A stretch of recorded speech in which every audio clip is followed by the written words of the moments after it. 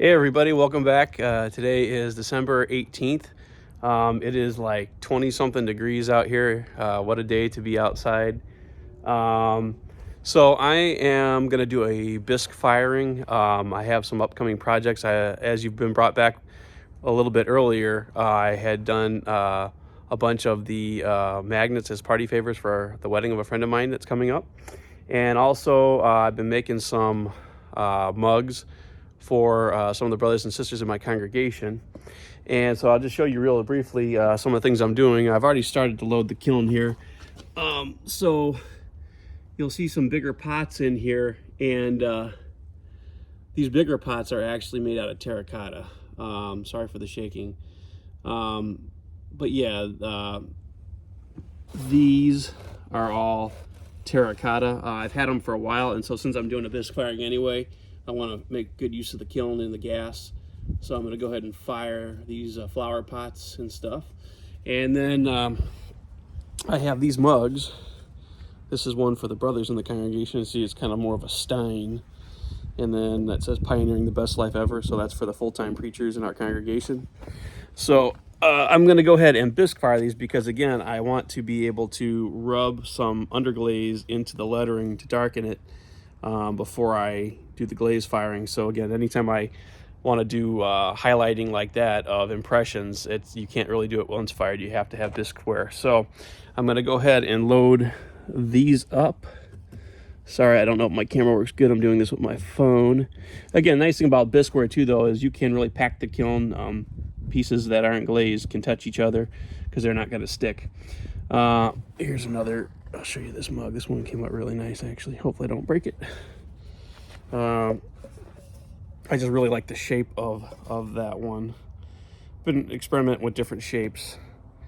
Again, for the sisters, I'm pretty much kind of doing some of the. They're almost look like beakers, sort of. Well, I don't know how to explain it, but basically they're kind of larger on the top, and then they kind of come in. They're waisted in the bottom, and then spread out a little bit at the foot. So kind of, more curvy. I mean, it looks kind of more of a feminine shape, and I think they'll enjoy that. So anyway, I'm gonna go ahead and continue loading the kiln, and I'll bring you back when we're ready to light it. All right. Okay, so sorry that took so long. As you can tell, it's actually getting a lot darker out here now. They kind of got away from me. Yeah, there's about close to 130 of these little, gonna be magnets, refrigerator magnets. Yeah, so as, I guess I don't need that. As I was putting them in here, trying to figure out ways to stack. I've never fired things that are that small. So obviously you need a lot of area to put them on shelf-wise. So as you can see, there's a shelf right underneath it. I've learned how to kind of stagger my shelves. And as you can see, the shelf itself is just tall enough where if you put a support under there, you can put the next shelf on top without actually crunching the actual magnets. So that's good for me to learn because I've never done anything like, that's one reason why, sorry, I gotta put that down. I've never fired plates. Because I have not figured out or not really watched a lot of YouTubes on it, but I'm obviously dealing with a pretty small surface area with this kiln. As you can see, it's not that big of a kiln. So yeah, I'm trying to figure out how to fire my plates. I'm not really the biggest fan of using stilts. I don't like the little marks they leave when they do touch the glaze and you break them off. You still see the little marks.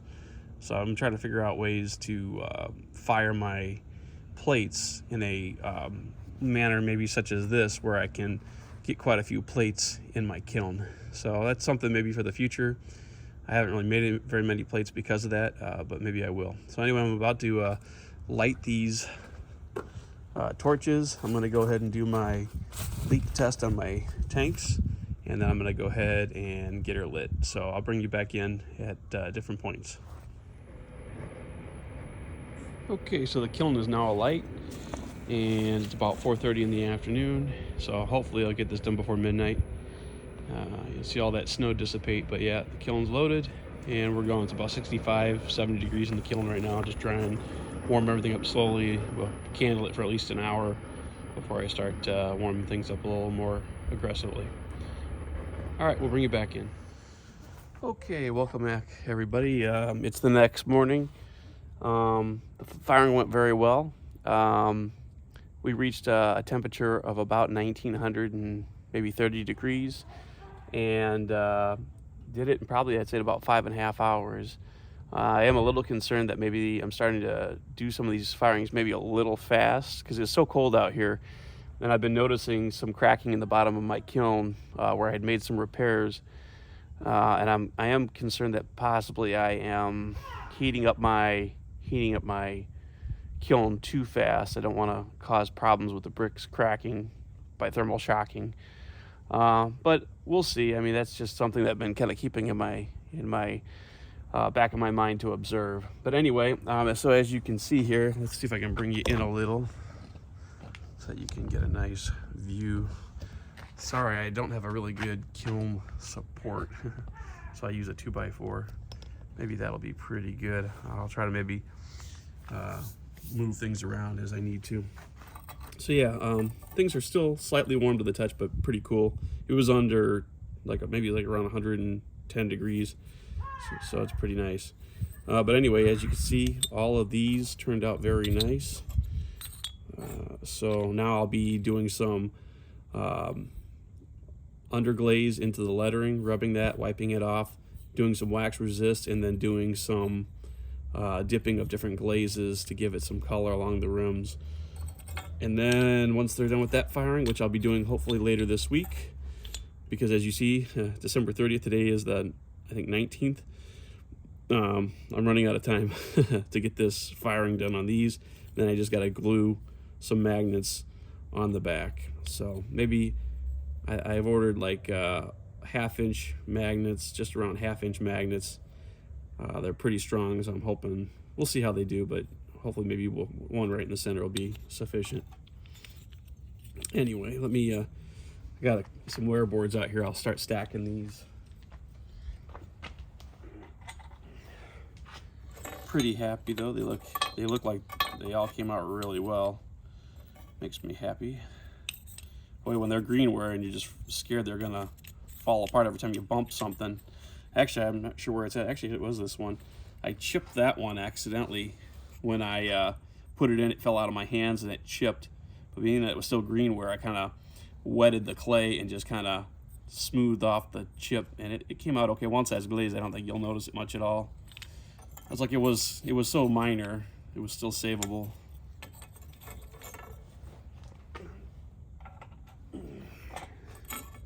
It's pretty chilly out here. I still think it's maybe 20 degrees, so I'm gonna try to do this without wasting too much time.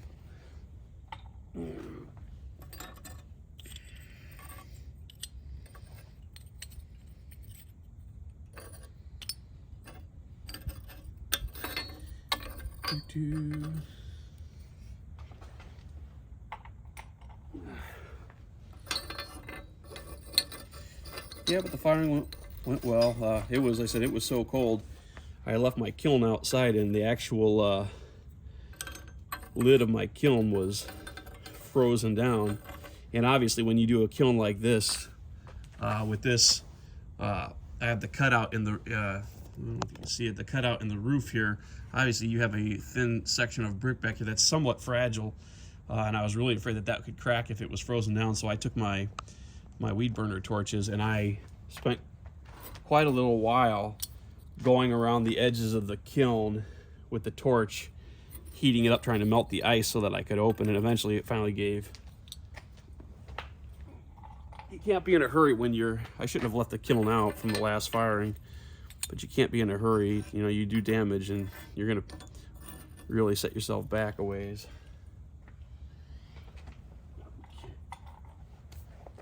So now always shake your shelves a little bit. There's the next one.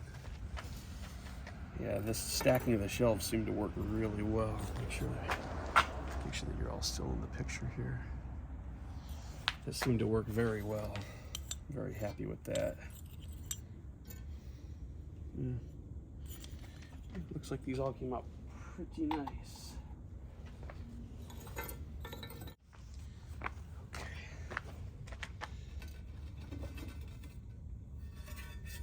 Okay.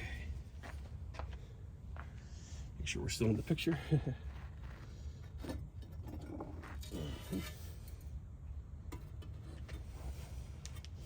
Yeah, everything in the kiln is still slightly warm, which is amazing as cold as it was. But being that it's so cold out here, it actually feels pretty good on the hands, I'll be honest with you.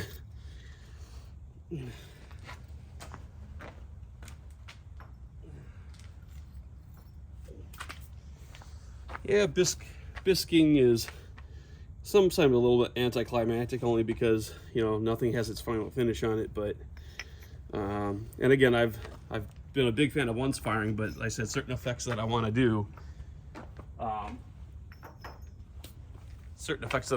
really need that bisque firing to make it just right. Okay, so this is a little bowl that my cousin Brandon made. And I really like the way he finished it with the kind of like the way he wet swirled it and leathered the edge. It's kind of on the thicker side, but yeah, so he did that back in August. He was visiting, and he asked me to do a little, I think he wanted me to do a little roller texture, so I rolled the texture on the outside. That's cute. It really came out nice. I love the terracotta color. So that's pretty much done, unless he wants me to do some glazing, but we'll get that sent off. Okay. This is my first effort at using sodium silicate to make a texture.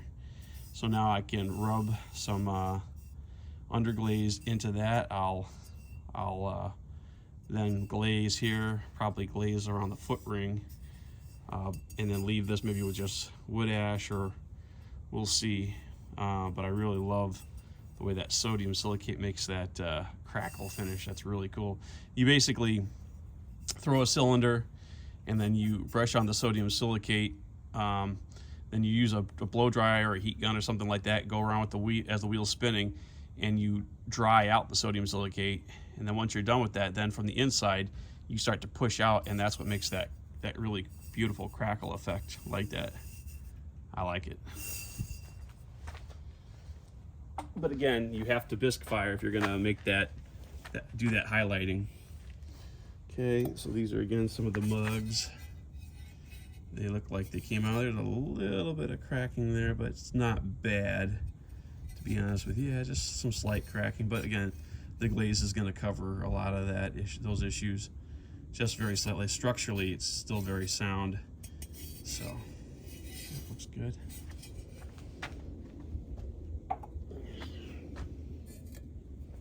It's just nice to have these. It's nice to have these be bisqued and not be so afraid of breaking them. As long as I don't drop them, which gotta be careful. That's still always a possibility. Here's another shape I did.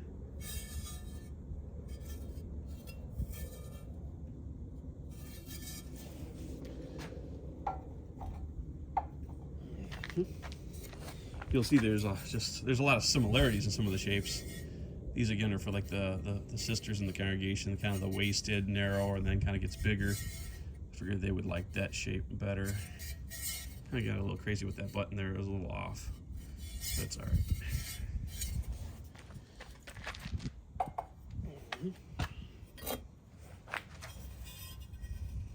Here's that shape.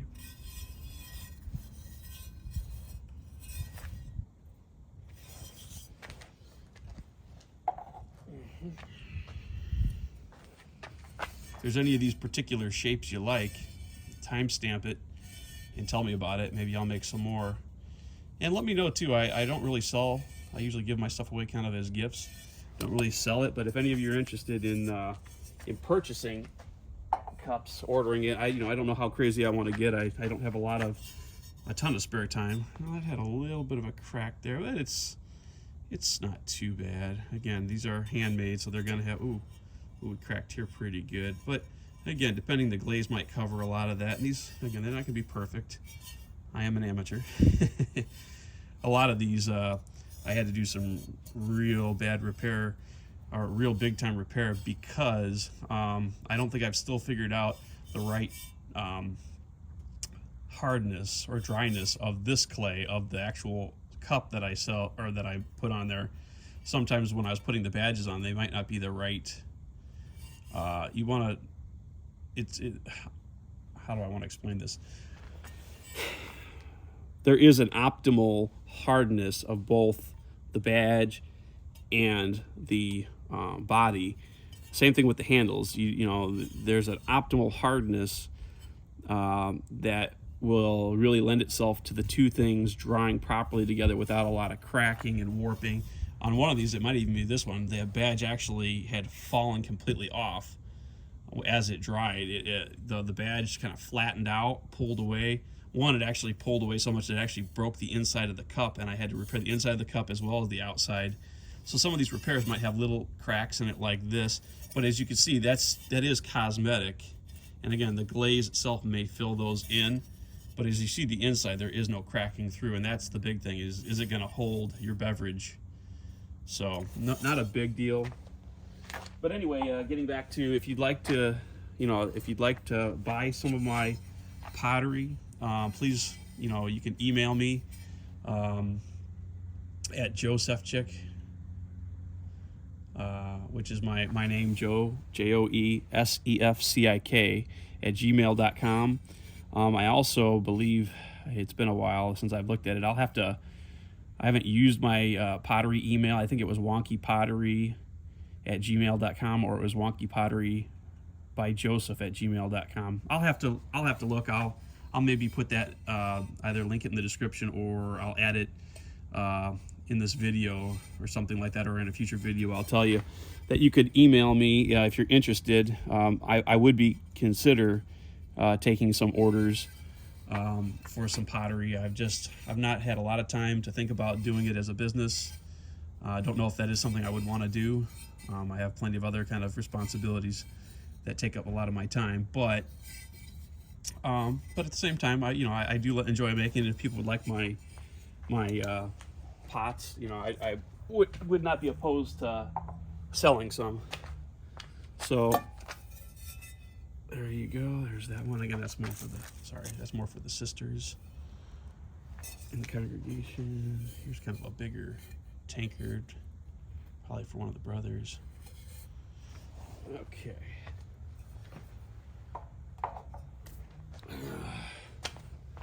Let's see here. Let's see if I can bring you a little bit more over the top. Sorry, I'm having a little bit of a hard time with this tripod. There we go. A little more over the top. So here is the cone. Bam, right on over. The bottom one went, oh no. Oh, I see a heartbreaker. I just caught a picture of my big flower pot down there. My big flower pot broke, shattered. I don't know if I heated it too fast, which is possible. That's kind of sad. We'll see how bad it is. Maybe it's something I can glue together. But that's a bit of a heartbreaker. I was really kind of proud of how big it was and was looking forward to that one. We always learn, don't we? Sometimes learning is painful. Okay. Hopefully most of my other stuff made it. Here's some more badges. Okay.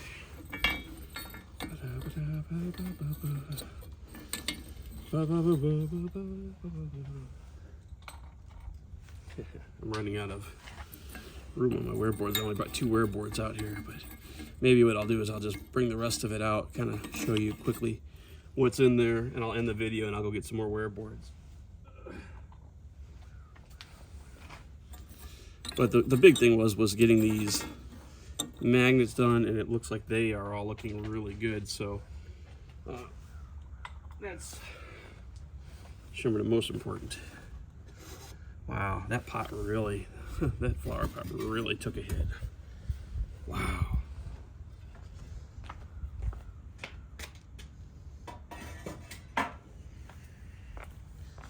What a shame. Hopefully, so pretty too, man. I don't know what happened. I really don't know why. I guess we'll deal with the heartbreak first. Oh, the crazy thing is it didn't break. Ooh, holy cow. Okay, well that's... All right, well, I could tell right away now that it got too hot and toasty. And yeah, the bottom blew apart. Wow, that's a shame. I was really looking forward to that one. I like the chattering on it. But you can see how here it was nice terracotta color. Well, where the flames hit it, it went toasty. Huh? My bad. It still actually would be functional, but wow, that's quite a shame. Yeah, I might still use it for something. You can always find a use for something. There's some heartbreaking pottery.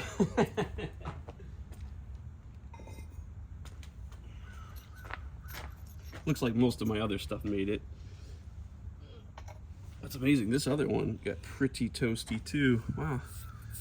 I didn't realize that it would go like that color, like a soot deposit.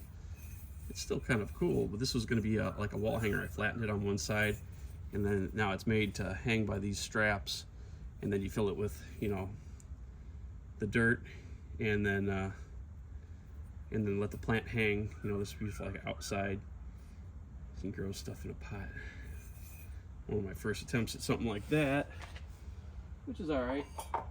Okay, let's see what else we got. Obviously, a couple more mugs. This one I really liked. Just liked the shape of it. Yeah, and the mugs came out good. So the things that I really was counting on came out okay, which is a good thing. Well, this one split a little bit. Right there, we got a split. A little bit of cracking here too, but again, I think it's still fine. You know, it's not going to come off, and it's a minor cosmetic thing. The rest of it looks pretty good. Okay.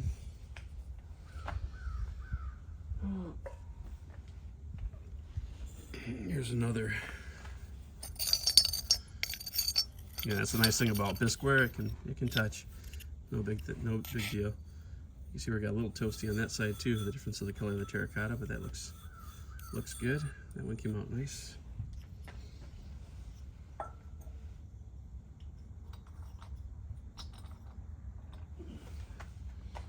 And then these were some one-piece bowls. And it split a little bit too. Yeah, that didn't work out exactly. I'll have to use this one outside. So I had a crack in here. I tried to seal it. As you can see, it's in the bottom there too. So it probably goes all the way through. The idea behind these is to have the little bowl here to catch any water that runs out through the hole here. We run out into the ring and down on the table. So rather than doing a pot and then a plate to sit under it, it was just meant to be all in one. It came out okay. We'll see. This one looks like it came out just right. That one came out real nice. Yeah, that one's perfect. All right, well, I'll show you the last. Oh, wow. Well, look at the color difference again on these where it got real hot. So you could tell these got a lot hotter. So this whole front end of the kiln was much hotter. That's why we got the discoloration of those pots. And again, now look at the different discoloration on these. Are a little over fired. I don't even know how well they're going to take the glaze now. These were better. So if I bisque these too hard, which I might have, maybe because I went too hot too fast, these might be hard to glaze or may not glaze well at all. Whereas as you can see, the different color of these are much more, you know, or even this one, that's much more what I'm looking to do. So we'll have to see. We might, there's not too many that are like this. It looks like in the bottom I see maybe like no more than half a dozen, but more like 2 or 3 or 4 that really got hot like this. So sorry for the focus there.